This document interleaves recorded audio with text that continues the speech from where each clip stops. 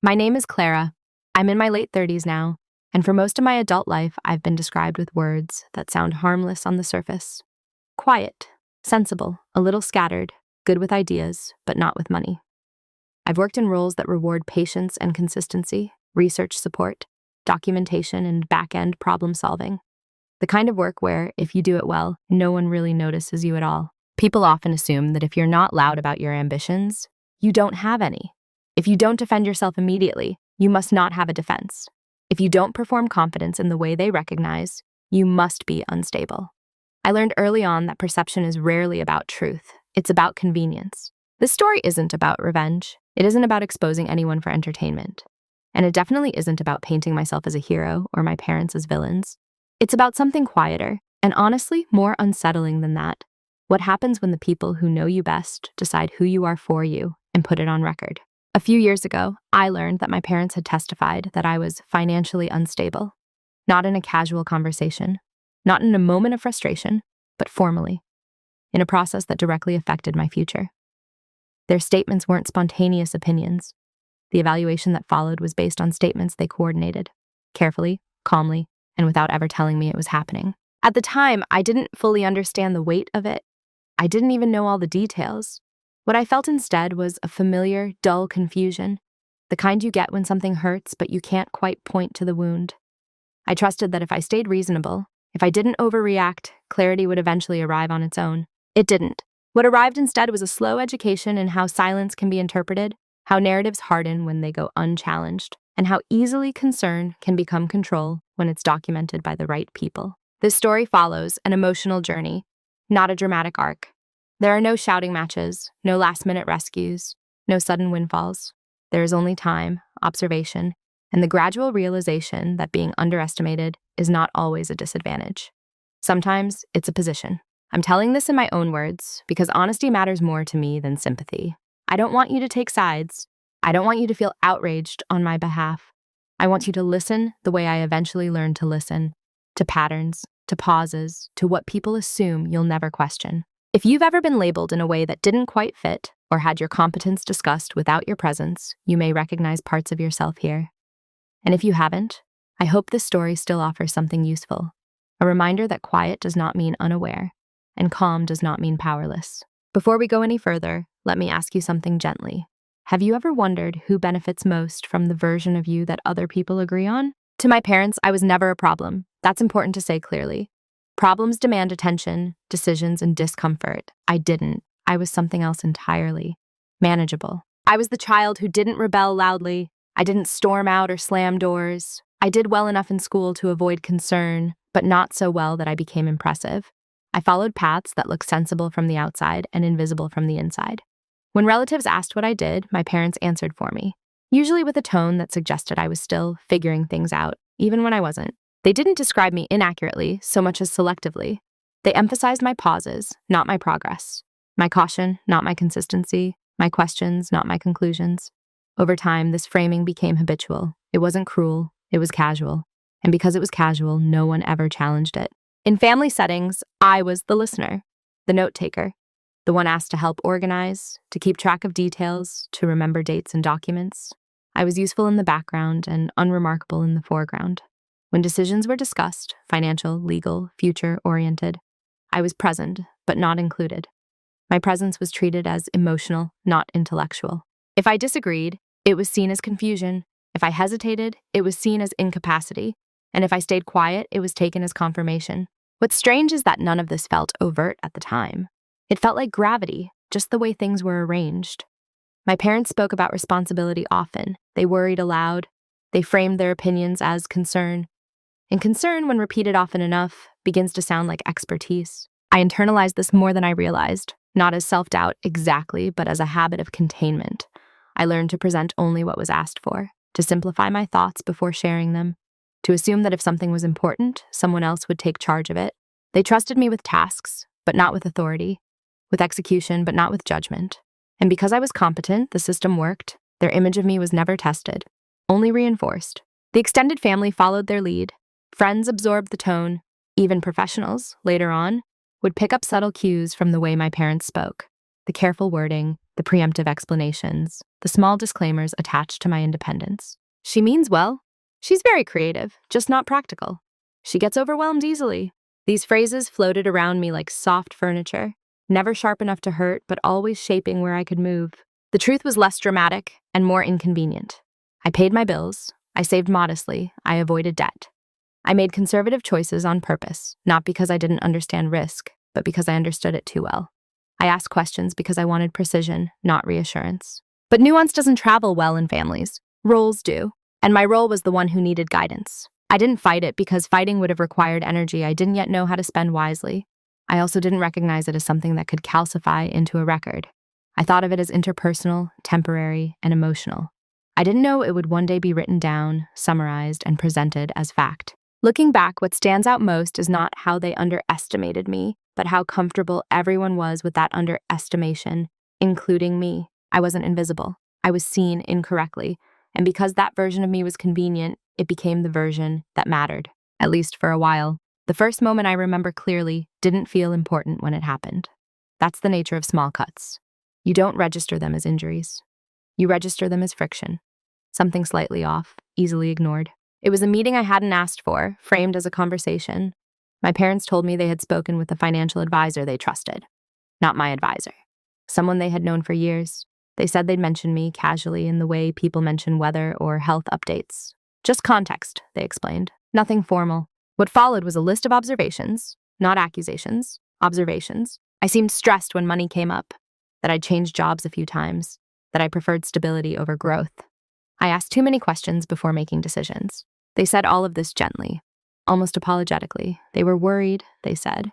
They wanted to protect me from future pressure, from responsibilities I might not be ready for. I remember nodding, not because I agreed, but because the room felt arranged for agreement.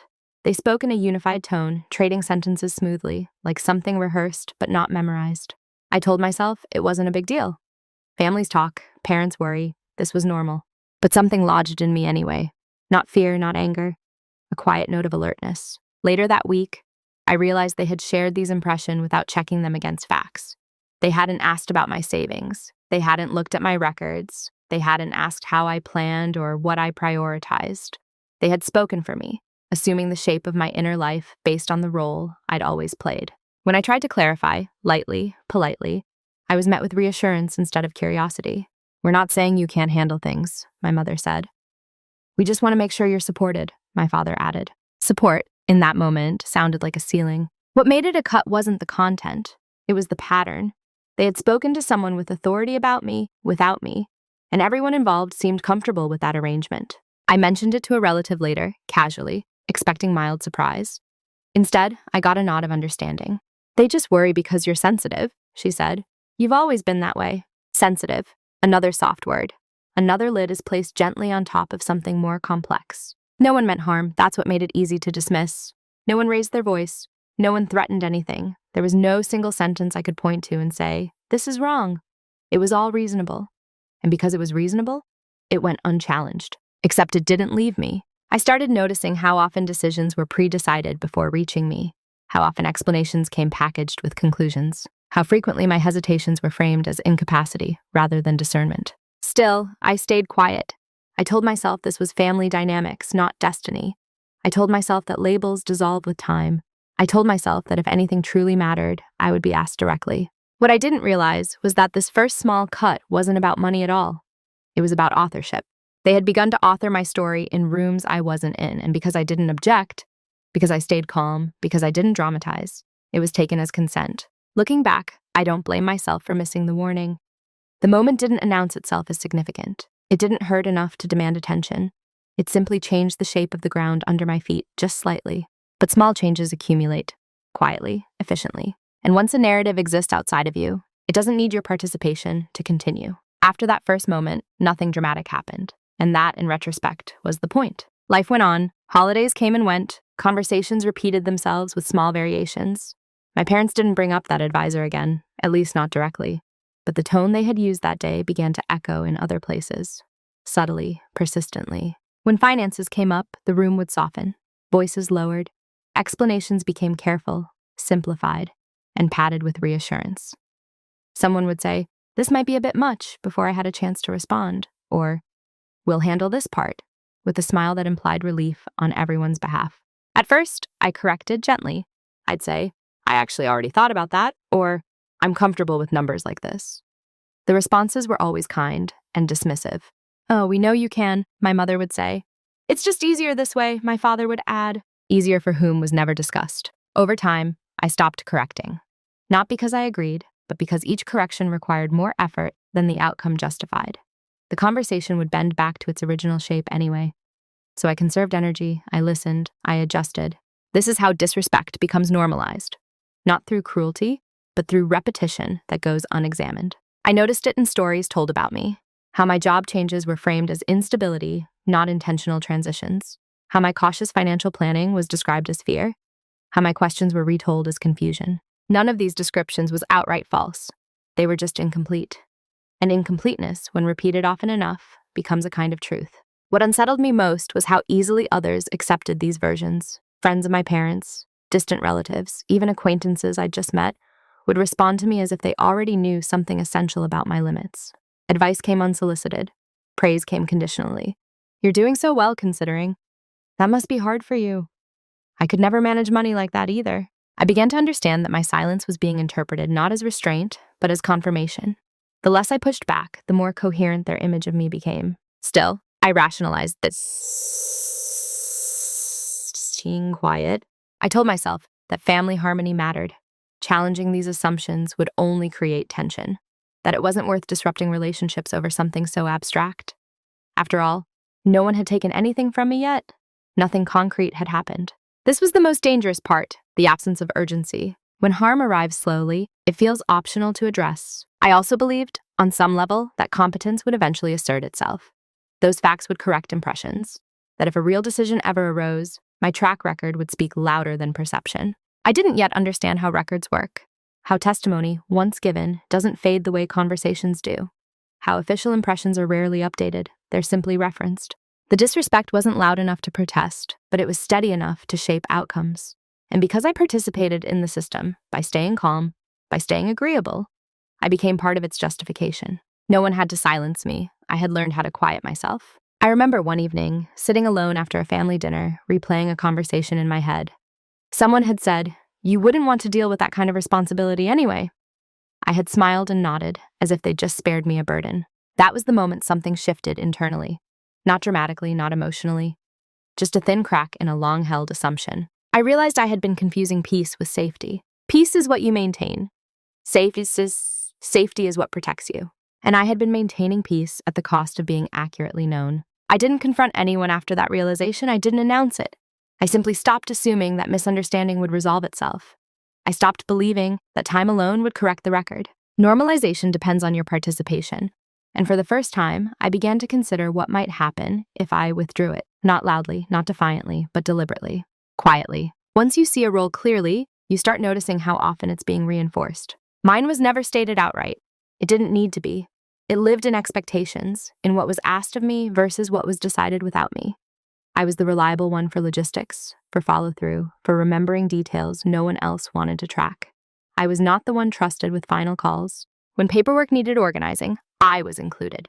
When the strategy was discussed, I was informed after the fact. My competence was welcome as long as it stayed operational. The moment it edged toward authority, the room subtly rebalanced. This wasn't cruelty, it was efficiency. Everyone knew their part, and my part was to support, not steer. I noticed how often my calmness was used as evidence against me. Because I didn't react emotionally, people assumed I didn't care deeply. Because I didn't argue, they assumed I didn't have a position. And because I didn't insist, they assumed I agreed. In family conversations, this role made things smooth. There was always someone else to handle the serious matters. I was spared the stress, they said, protected. Protection is a persuasive word. It makes control sound generous. What I hadn't realized until then was how early this role had been assigned, and how rarely it had been questioned. It had followed me from childhood into adulthood, adapting just enough to remain useful. I was no longer the child who needed help with homework. I was the adult who needed help with big picture decisions. And once that narrative existed, everything fed it. If I paused before answering, it meant I was overwhelmed. If I asked for time, it meant I couldn't decide. If I chose a conservative path, it meant I lacked ambition. There was no interpretation that allowed me to be both cautious and capable. The role also came with an unspoken obligation: gratitude. I was expected to appreciate being managed, to recognize how much easier my life was because others took responsibility for me. Questioning the role felt like ingratitude, even betrayal. So I didn't question it out loud. Instead, I started observing it from a distance, almost academically. I noticed how often decisions were justified by referencing my supposed limits. How frequently were phrases like, "given how Clara is," used as shortcuts to end the discussion. How rarely anyone asked whether those descriptions still applied, or ever had. Most striking of all was how this role benefited everyone else. It reduced conflict, it clarified hierarchy, it allowed others to act without consultation, and because I didn't object, it looked consensual. That realization was sobering, not because I felt exploited, but because I understood my own participation. I had mistaken being low maintenance for being safe. I had believed that if I caused no friction, I would incur no risk. But friction, I was learning, is sometimes the only thing that signals presence. The role didn't collapse when I saw it. Roles don't do that. They persist until something makes them inconvenient. And at that point, I still wasn't inconvenienced. I continued to perform it well, efficiently, calmly, and agreeably. But internally, I stopped identifying with it. I treated it as something I was temporarily playing, not something I was. That separation changed everything. It gave me room to think without urgency, to notice patterns without reacting to them, to imagine alternatives without needing to announce them. I didn't plan anything yet. Planning would have implied conflict, and I wasn't ready for that. What I did instead was stop assuming that the role I'd been assigned was permanent. I let it sit there, intact, unquestioned by others, but no longer unquestioned by me. And sometimes that's the first real shift, not action, not confrontation, just the quiet refusal to confuse a role with an identity. The day something shifted didn't announce itself. There was no argument, no revelation, no moment where I suddenly understood everything at once. It was an ordinary afternoon, the kind that disappears easily if you don't look at it twice. I was sitting alone, reviewing a set of documents I had requested for an entirely practical reason. At the time, I told myself it was just curiosity, a desire to be informed, nothing more. The papers weren't dramatic, they weren't even surprising, but they were tidy. Summaries instead of details, conclusions instead of processes. And threaded through them was a familiar tone, measured, concerned, authoritative. My parents' voices were there, even though their names weren't always attached. Their phrasing, their emphasis, their quiet certainty about who I was and what I could handle. That was the moment I understood something I hadn't let myself articulate before. This wasn't about a single opinion or a single event. It was a structure, and it had been built slowly, with care. I noticed how often uncertainty was attributed to me, even when outcomes were neutral or positive. How caution was framed as fragility. How my desire for clarity was translated into an inability to decide. None of it was overtly hostile. In fact, it was almost affectionate. Concern, documented. And that was the shift, not anger. Clarity. I saw that my parents weren't acting impulsively or emotionally, they were acting consistently, in alignment with a long-held belief about me. A belief that had never been tested because it had never needed to be. I had never forced the issue. Sitting there, I felt something I hadn't felt before in this situation: detachment, not numbness.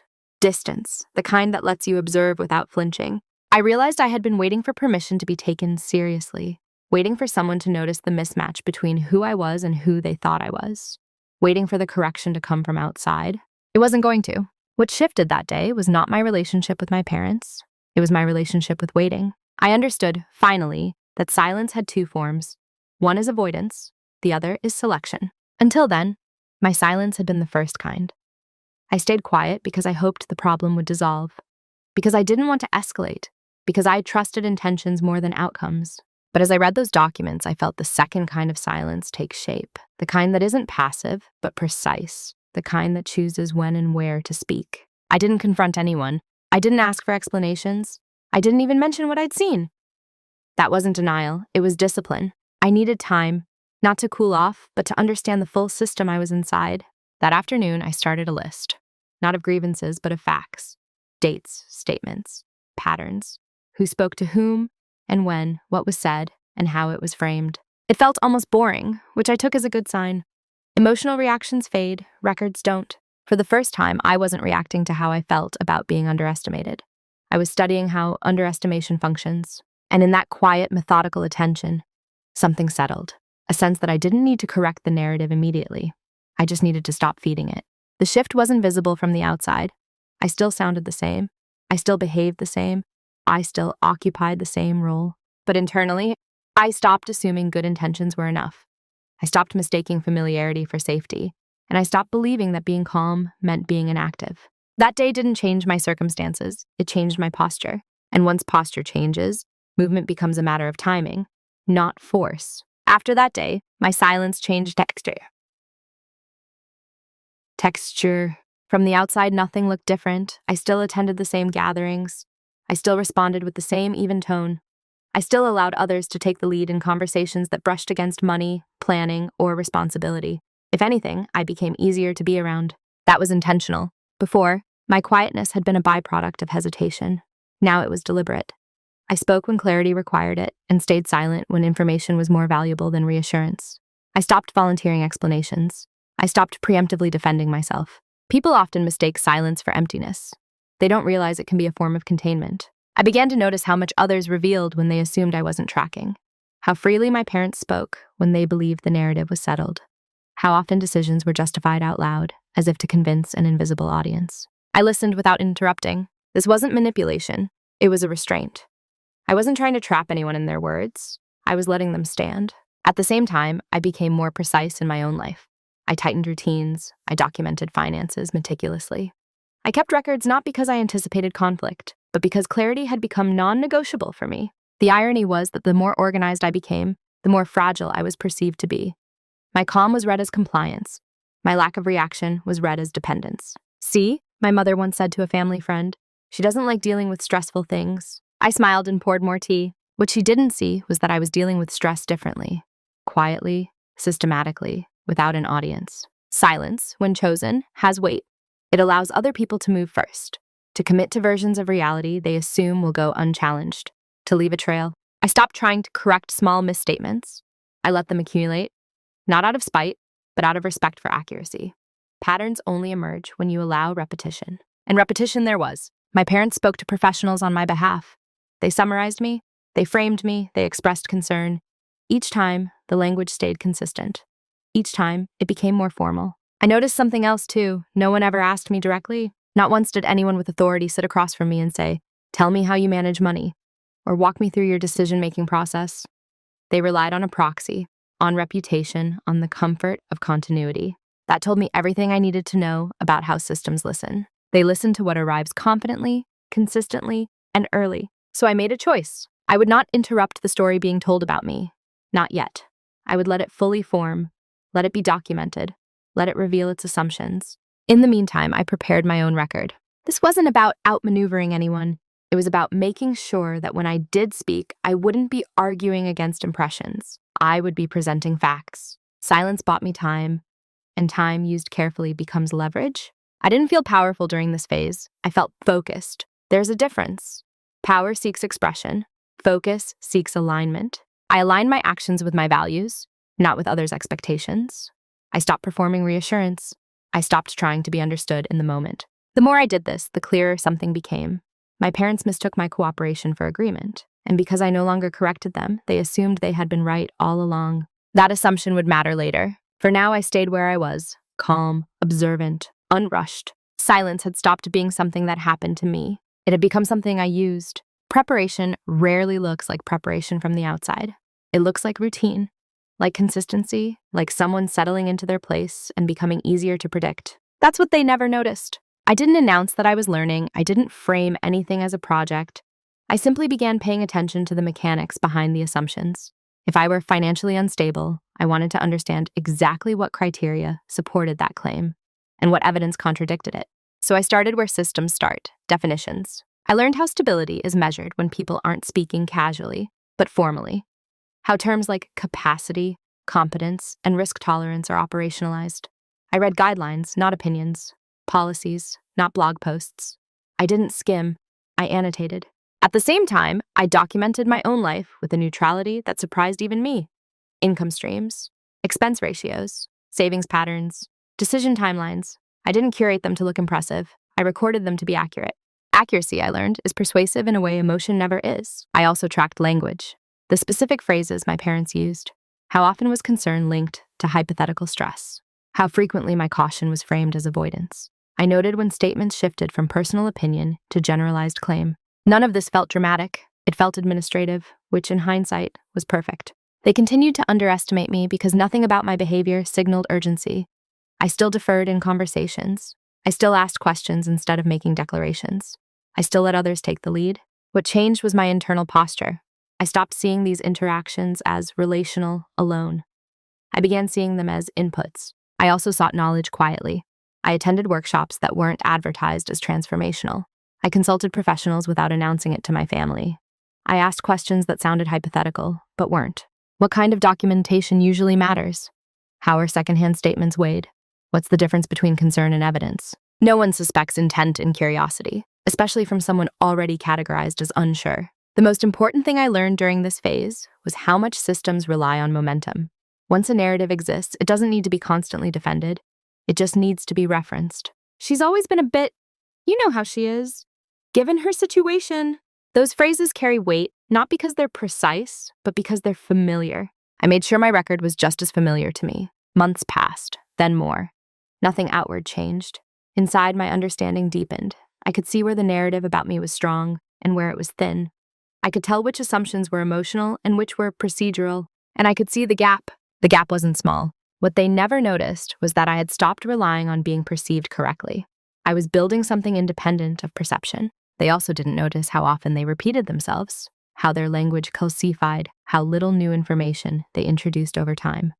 Concern, once genuine, had become habitual. That told me something crucial. They weren't reassessing me. They were maintaining an image. Images are fragile when exposed to contrast. I didn't feel vindictive about this realization. I felt calm, almost relieved, because it meant I didn't need to persuade anyone emotionally. I just needed to let two records exist side by side. One coordinated and confident, the other quiet and complete. I understood then why being underestimated can be an advantage. It lowers scrutiny, it invites assumptions, it creates space to work without interference. This phase taught me patience, not the kind that waits, but the kind that builds. I wasn't waiting for a moment to strike. I was preparing for a moment to speak. And when that moment came, I wanted my words to land once, cleanly, irreversibly. So I kept going, documenting, learning, aligning. They thought nothing was happening. They were right in the way that matters least. The reveal didn't arrive as a shock. It arrived as confirmation. By the time I saw it clearly, I had already been circling it for months, approaching from different angles, checking assumptions, resisting the urge to jump to conclusions. I had learned enough by then to know that certainty earned too quickly is usually borrowed. What finally brought everything into focus was a single document I hadn't expected to matter as much as it did. It wasn't dramatic. It didn't accuse anyone. It simply laid out a chain of references: who spoke to whom, whose statements were relied upon, and how evaluations were formed in the absence of direct assessment. I read it slowly, then again, and there it was, unmistakable in its restraint. The evaluation that labeled me financially unstable was based almost entirely on coordinated statements from my parents. Not on interviews with me, not on independent verification, not on the records I had kept for years without anyone asking to see them. It wasn't corruption. It was convenient. The system had done what systems do. It trusted the most confident, consistent narrative presented early. And my parents, without malice but with certainty, had provided exactly that. What I felt in that moment wasn't anger. It was something closer to stillness. This was the private reveal. The realization that nothing about this situation was accidental, but neither was it personal in the way I'd once imagined. My parents weren't reacting to me. They were acting on a version of me that had never been challenged because it had never needed to be. And I had allowed it, by staying quiet for reasons that once felt virtuous. Seeing the mechanism stripped away the emotional fog. There was no mystery left to solve, no dramatic confrontation required, just a clear understanding of leverage. The leverage wasn't money, it wasn't secrets, it wasn't even evidence in the way people usually think of it. It was a contrast. I could now see with precision where their coordinated narrative ended and where mine began. I knew exactly what had been claimed, how it had been framed, and what had not been asked. That knowledge didn't make me feel powerful. It made me careful. Power seeks speed. Care seeks permanence. I didn't celebrate this clarity. I closed the document, made a note in my notebook, and went about my day. That was important to me. I didn't want this understanding to become reactive fuel. I wanted it to remain a tool. In the days that followed, I reviewed everything again, not to confirm wrongdoing, but to confirm accuracy. I questioned my own interpretations. I checked for bias. I made sure I could explain the situation without adjectives. When you can describe something plainly, without needing emotional emphasis, you usually understand it well enough to act. And I was approaching that point. What struck me most was how unnecessary deception would have been if anyone had simply asked me to speak. A single direct conversation could have prevented everything that followed. But systems don't correct themselves out of courtesy. They correct themselves when information arrives that can't be ignored. I understood then that the moment would come when silence would no longer serve me. Continuing to observe would only reinforce the existing structure, but that moment had to be chosen, not forced. I didn't rush toward it. I let the clarity settle. I adjusted my expectations. I grieved quietly, not for money or inheritance, but for the ease that had been lost. The ease of assuming that being reasonable would protect me. It wouldn't. Protection would come from precision. The private reveal wasn't a turning point in action. It was a turning point in certainty. From that moment on, I stopped wondering whether I was overreacting, misinterpreting, or imagining patterns. I wasn't. And because I wasn't, I no longer needed to explain myself to myself. That kind of certainty doesn't demand expression. It waits. Certainty doesn't force action. It offers options. That was the stage I was in after the private reveal. Not compelled, not cornered, just aware. Awareness changes the landscape. What once felt like a single narrow path suddenly branches, and each direction carries a different cost. I laid those options out carefully, the way I had learned to do with everything else. I could confront my parents directly, sit across from them, name what I knew, demand an explanation. That path promised emotional release, maybe even an apology. It also promised defensiveness, denial, and a reframing of the issue as a misunderstanding rather than a consequence. I could do nothing. Continue as I had been, letting the system run its course. Accept the narrative as fixed. That option offered comfort and familiarity, but it required me to accept a future shaped by decisions I hadn't participated in. Or I could act without confrontation, correct the record rather than the people, address the structure, not the story. That was the irreversible option. Once taken, it wouldn't escalate emotionally, but it would shift authority. It would move the center of gravity away from family dynamics and into documented reality. And once that shift occurred, there would be no way to quietly return to the old arrangement. I took time with this decision, not because I was afraid, but because I respected the weight of it. Acting calmly doesn't make an action small, it just makes it clean. I asked myself one question repeatedly. What outcome am I willing to live with, even if no one understands my reasons? The answer surprised me with its steadiness. I wasn't looking to be validated. I wasn't trying to punish anyone. I wanted accuracy to matter more than familiarity. That ruled out confrontation. Confrontation centers emotion. It invites debate over intention. It keeps the narrative interpersonal. I had outgrown that frame. The decision I chose was quiet, procedural, and final in its own way. I would present myself, fully, directly, and on record, to the systems that had formed conclusions without me. I would not argue against my parents' statements. I would simply exist in parallel to them. This wasn't about disproving concern. It was about rendering it incomplete. I understood that once I did this, reactions would follow. Confusion, panic, attempts to reassert control, maybe even hurt. But those reactions would not be mine to manage. That realization felt like crossing a line internally. Not away from my parents, but away from the role that required me to cushion everyone else's comfort. I didn't inform anyone of my decision. I didn't hint at it. I didn't rehearse speeches in my head. I just began the process, step by step, in the same quiet way I'd done everything else. Decisions made in silence often look like nothing until their effects appear. I remember one evening closing my notebook after writing a final checklist. There was no rush of triumph, no sense of victory, just a calm acknowledgement. This will change things. Not all change announces itself with noise. Some of it moves like a tide, slow, inevitable, and indifferent to who's watching. I had chosen the path that didn't ask for permission and didn't offer negotiation. Not out of defiance, but out of respect for my own clarity. Once that decision was made, the rest was execution. An execution I knew by then is rarely visible at first. If you want to change a system, you don't announce your intention. You meet its requirements. That was the guiding principle during this phase. I didn't act dramatically. I acted thoroughly. I began by requesting direct evaluations, formal, documented, and current, not as a rebuttal to anything, but as a baseline.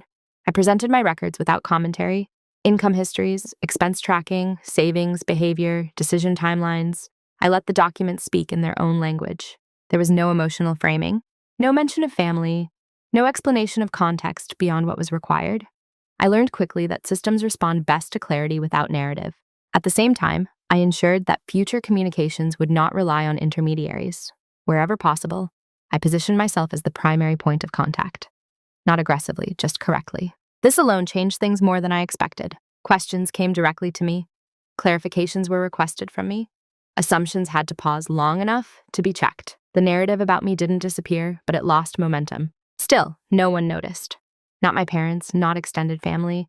From their perspective, everything was the same. I was still quiet, still agreeable, still not interested in handling these matters. That invisibility was useful. I responded promptly. I followed procedures exactly. I didn't over-explain or under-deliver. I made myself easy to work with, not because I wanted approval, but because efficiency accelerates outcomes. Moving in silence requires discipline. There were moments when I wanted to say something, small comments that would have signaled change. I resisted them, not out of fear, but out of respect for the process. This phase wasn't about being seen, it was about being placed correctly. I noticed how different the language became when professionals spoke to me directly. Questions were specific, assumptions were fewer. The tone shifted from concern to assessment. Assessment is neutral. It doesn't need a story. Meanwhile, my parents continued as they always had. They spoke with confidence about my limits. They expressed concern to the same people, using the same phrases. They had no reason to adjust. Their version of me had always been sufficient. That was the quiet tension of this period. Two narratives moving forward at the same time, unaware of each other. I kept meticulous notes, not because I anticipated conflict, but because transitions create gaps. I wanted continuity. The hardest part of moving in silence wasn't patience. It was restraint, knowing that clarity was coming and choosing not to rush it. Trusting that accuracy, once entered into the system, would begin doing its work without my supervision. I didn't feel invisible anymore. I felt positioned. There's a difference. Visibility is about attention. Position is about influence. By the end of this phase, the groundwork was complete. Nothing had happened yet, at least not in a way anyone else could see. But the system now had two sources of information instead of one, and those sources did not align. Misalignment is destabilizing. It forces a review. I closed my notebook one night and realized I no longer felt anxious about outcomes. Whatever happened next would be based on reality, not reputation. That was enough. The rest I knew would unfold on its own timeline. The consequences didn't arrive with an announcement. They rarely do. What arrived instead were delays, follow-up questions, requests for clarification that had never been necessary before. Small procedural pauses that felt insignificant unless you understood what they interrupted. At first, my parents noticed nothing. Why would they? From their perspective, they had done everything right. They had provided guidance, expressed concern, spoken confidently on my behalf, the way they always had. The system had accepted it before. There was no reason to suspect it wouldn't continue to. But systems don't like unresolved contrasts. When two narratives exist side by side, someone eventually has to look at both. I became aware of the shift before they did, because I was inside the flow of communication now. Questions that once would have been filtered through others came directly to me. Can you clarify this timeline? Can you confirm this figure? Can you walk us through how you made this decision? Neutral questions, professional questions, the kind that assumes capacity by default. I answered them calmly, precisely, without commentary. Somewhere along the way, concern began to lose its authority. I could feel it in the language. Phrases softened. Certainty turned into conditional statements. We were under the impression, replaced than we were told. That difference matters. My parents, meanwhile, began to sense something was off. Not in me, but around them. Decisions took longer. Responses were less immediate. Their reassurances didn't land the way they used to. At first, they blamed bureaucracy, then miscommunication, then timing. They didn't blame me, not yet. What they were feeling was a loss of traction. The quiet discomfort of realizing that a story you've been telling no longer moves things forward. I noticed the subtle increase in their checking in, questions disguised as concern. Are you feeling okay lately? Is everything getting a bit overwhelming? You know you can tell us if you need help. The irony was almost gentle. I responded kindly, truthfully, briefly. Yes, I'm fine. Things are steady. I've got it handled. They heard those words, but they didn't absorb them. They had never needed to. Still, something had changed. Their certainty was no longer being echoed back to them by the world outside our family. And without that reinforcement, concern starts to feel like doubt. They began repeating themselves more often, reasserting familiar points, as if volume might restore alignment. It didn't. What struck me during this phase was how impersonal the consequences were. No one was punishing anyone. No one was accusing anyone. The system was simply doing what it does when faced with conflicting information, slowing down and reassessing. That reassessment created discomfort. My parents felt it as uncertainty, as a sense that something they couldn't see was shifting under their feet.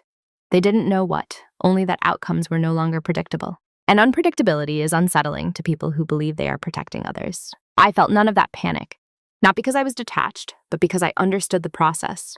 This was the middle stage, the part where old narratives haven't collapsed yet, but no longer function smoothly. It's an awkward place to be. I stayed quiet, not strategically this time, but naturally. There was nothing to add. Everything that needed to be said was already on record. The consequences had begun, not as drama, but as friction, and friction, once introduced into a system that depends on smooth assumptions, doesn't resolve itself quickly. It builds. By the time my parents realized something was truly wrong, it was already out of their hands. The first sign wasn't confrontation, it was urgent. Their tone shifted. Not louder, but sharper. Conversations that used to feel casual suddenly carried an edge, as if they were trying to catch up to something moving faster than expected. They asked more direct questions, not of me at first, but of others. They sought reassurance where they used to offer it. Why is this taking so long? Has something changed? We've always handled this. Handled, past tense. What they didn't yet understand was that the system had moved on from trust to verification, and verification doesn't respond to confidence, it responds to evidence. I could sense their confusion turning into anxiety when familiar phrases stopped working. When we were concerned, no longer closed discussions. When she's always struggled with this was met with silence instead of agreement. Silence, this time, wasn't mine. It was institutional. Eventually, the questions reached me, no longer wrapped in gentleness, but in concern that felt newly personal. Did you say something? Did you file something we don't know about? Why are they suddenly asking you instead of us? I answered honestly, but not expansively. I was asked directly. I provided information when requested. I didn't think it needed commentary. Each answer was true. Each answer offered no handle to grab. That's when panic entered the room. Not loud panic, but the brittle kind. The kind that disguises itself as urgency to fix things. They tried to clarify, to explain, to restate their intentions. They framed everything as a misunderstanding, as protectiveness taken the wrong way. But intentions don't overwrite records. What they were trying to fix was no longer interpersonal.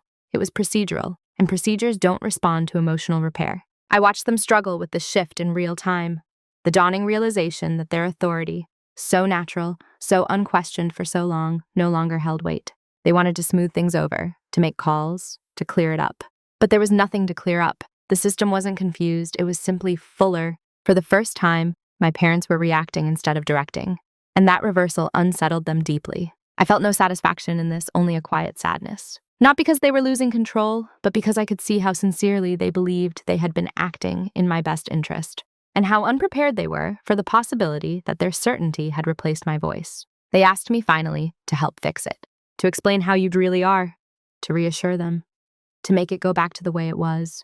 That was the moment I knew it was too late, not because I couldn't speak, but because speaking now would only serve to restore a structure that had already proven unsafe for me. I told them calmly that everything I had provided was accurate, that I had answered questions honestly, that I didn't feel misrepresented. That last part landed heavily. They didn't argue after that.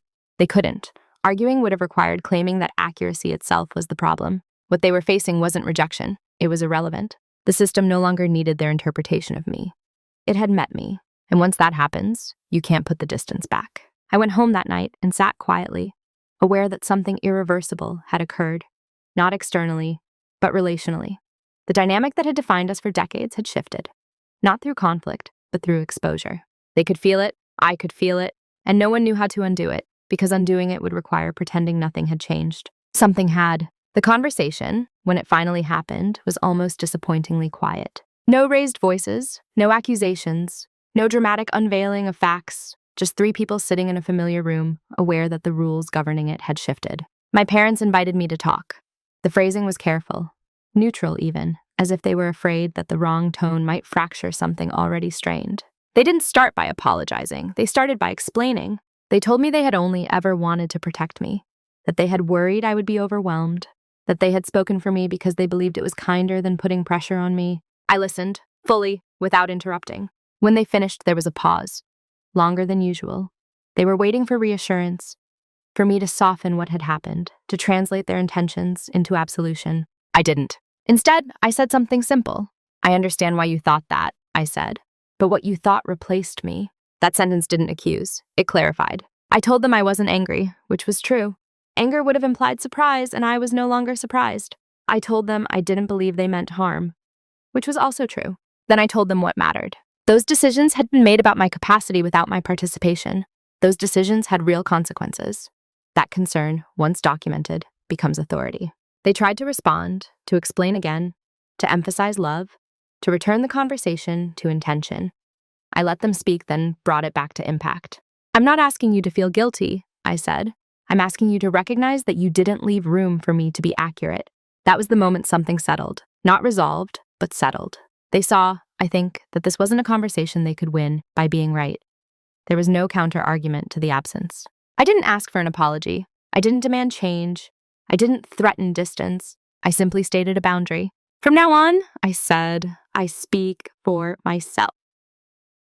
No anger, no emphasis, just a fact. They nodded, slowly, uneasily. What struck me afterward was how little relief I felt. Not because the conversation had failed, but because it had arrived too late to change the outcome. It could change the relationship, but not the process that had already corrected itself. And that was okay. Confrontation doesn't always bring closure. Sometimes it just names reality. I left that evening without drama, without a sense of victory or loss, just with a clearer understanding of who I was in the room now. Not the managed one, not the protected one, just myself. And that quietly was enough. I'm not a different person now. That's the part people expect, and it never quite fits. I didn't become louder, or sharper, or more forceful. I didn't reinvent myself. What changed was not my personality, but my position, internally and externally. I no longer wait to be accurately perceived before acting. I assume responsibility for representation, not just intention. If something matters, I make sure my voice is on record, not implied. This hasn't made me colder. It's made me clearer. With my parents, the relationship is quieter now, but more honest. They hesitate before speaking for me. Sometimes they catch themselves mid-sentence and stop. That pause tells me more than any apology could. We don't revisit the past often, not because it's forbidden, but because it's been understood. Understanding doesn't require repetition. What I carry from this experience isn't resentment, it's discernment. I understand now how easily care can become control when it goes unexamined. How narratives harden not because people are malicious, but because they are comfortable. And how silence, when unchosen, becomes an invitation for others to define you. I also understand my own responsibility in that dynamic. I don't blame my younger self for staying quiet.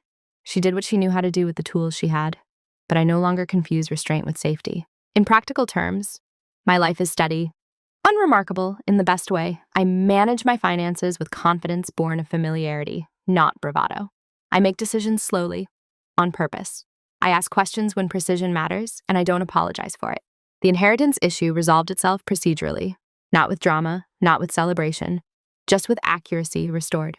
It's not the centerpiece of my life. It never was. What mattered more was the internal inheritance, the knowledge that I can remain calm without remaining silent, that I can be gentle without being invisible.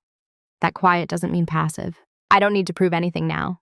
Proof has a way of expiring. Alignment doesn't. If someone underestimates me today, I notice it, but I don't rush to correct it. I watch. I decide whether correction is necessary or whether the system will eventually self-adjust when given enough accurate information. That's quite dominant, though I never would have called it that before. Not control over others, but control over when and how I engage. I trust myself in a way I didn't before. Not because I'm flawless, but because I no longer outsource my authority to people who haven't asked to understand me. Who I am now is someone who speaks when it matters and listens when it doesn't. Someone who values records over reassurance and clarity over comfort. I didn't lose my family. I didn't win a battle. I simply stepped into my own voice and made sure it was heard where it counted. That's not a transformation you see on the surface, but it changes everything underneath. There's a certain kind of harm that doesn't leave bruises or raise alarms. It arrives quietly, wrapped in concern, reinforced by familiarity and justified by love. You don't notice it because it doesn't feel like hostility. It feels like care. That's what makes it powerful. This story was never about inheritance, even though that's where the consequences became visible. Money was just the surface. What was really at stake was authorship. Who gets to define your capacity when you're not in the room, and how easily those definitions harden into truth when they go unchallenged. The moral I take from this isn't that parents shouldn't worry or that families shouldn't support one another. It's something more precise than that. Concern is not neutral once it's documented. Silence is not harmless once it's interpreted.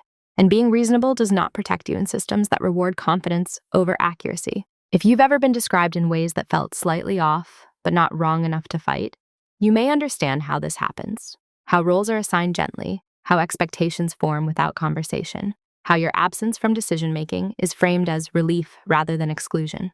There is no villain here, only momentum. What stopped that momentum wasn't confrontation or revenge. It was clarity, patience, and the willingness to let facts replace familiarity. Quiet dominance isn't about overpowering anyone. It's about choosing where your voice enters the record and making sure it does so cleanly. If there's one thing I hope you take from this, it's this. You don't owe anyone your silence, especially when silence is being used as evidence against you.